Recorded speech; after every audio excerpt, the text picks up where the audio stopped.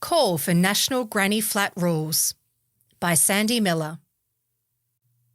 The Housing Industry Association is calling for a unified national framework for granny flats and secondary dwellings to ease the housing affordability squeeze, arguing that we could learn from recent changes in Tasmania to permit up to 90 square metre granny flats and from the New Zealand government, who are now fast-tracking compliant small homes. The growing popularity of modular homes and other modern building systems, including those now available through major retailers, proves that many Australians want quick, modern and simple ways to add density to their backyards, said HIA Executive Director of Planning and Development, Sam Heckel. As demand for diverse housing options surges, HIA's member survey reveals that builders expect to construct 10 times more granny flats in 2026 than they did in 2022. This exponential growth highlights the growing demand for smaller, affordable and modular living solutions. Last October, the Victorian Government brought in streamlined planning rules to fast-track approvals for people who want to build a second home on their block or subdivide their block and sell off the land. This reduces wait times for the process from more than 60 days to just 10 business days. However, fast-tracking is not available for properties with overlays such as heritage, bushfire and flooding.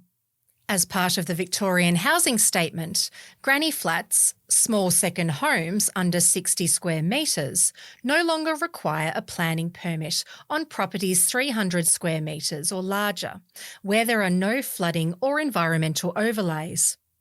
The HIA believes the 90 square metre threshold would provide a better outcome, as currently a 60 square metre limit often restricts these dwellings to a single bedroom, even with a bathroom and kitchenette. However, a 90 square metre floor plan would allow for more functional two-bedroom granny flats, offering genuine relief to the rental market. Tasmanian Minister for Housing and Planning, Kerry Vincent, agrees that expanding the threshold to 90 square metres will provide more rental choice. Having a small, self-contained dwelling located on existing blocks represents low-hanging fruit as we look to increase our medium-density housing stock.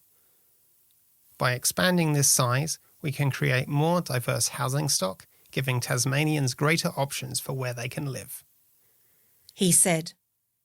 Mr Heckel warned that the full potential of this housing solution is being thwarted in Australia by a patchwork of inconsistent planning rules. Inconsistent regulations across state and local government lines are adding unnecessary complexity and thousands of dollars in hidden costs, which often do not improve outcomes. We need a nationally consistent framework that allows secondary dwellings or granny flats up to 90 square metres to bypass lengthy planning queues through planning exemptions, said Mr Heckel. HIA points to recent reforms in New Zealand as a blueprint for success, where compliance with standardised design rules triggers a planning exemption, which has empowered homeowners to build without the traditional bureaucratic hurdles. The federal government should take the lead by establishing national design standards. By removing the need for costly bespoke planning processes, we could unlock thousands of homes in established city suburbs and also regional areas. With strong demand, major retailers now offering off-the-shelf solutions, and many homeowners with underutilised land, the right nationwide policy shift could deliver a rapid injection of housing supply across Australia, said Mr Heckel. Planning reforms to make planning amendments quicker and easier to make building new houses easier and or more attractive have been making headlines in the past few years. But the issue is not necessarily at the policy end.